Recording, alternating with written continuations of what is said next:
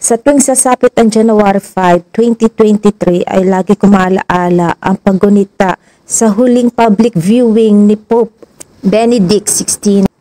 At isa ito sa napakagandang alaala para sa akin na hindi ko inaakala magiging memorable ito sa aking buhay.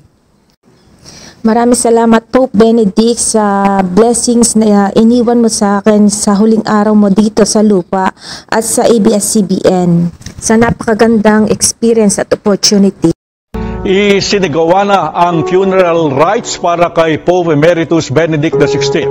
At live po mula sa Vatican, nagpapatrol Europe at Middle East Bureau Chief Rose Eclarinal. Rose, taimtim ang naging pamamahalan sa dating Santo Papa. Hawak ko pa ang mass book sa katatapos na misa na pinamunuan ni Pope Francis.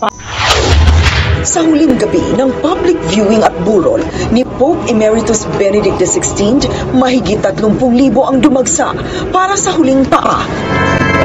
Alas 7 ng gabi, nagsara ang lying in state. Humabol pa ang Pinay na si Lizelle. Ginusto ko rin na kahit paano makita ko ang Papa. Hindi man niya natapos yung pagiging Pope niya pero very special na Pope siya para sa akin. Sa huling gabi ng pagpupunta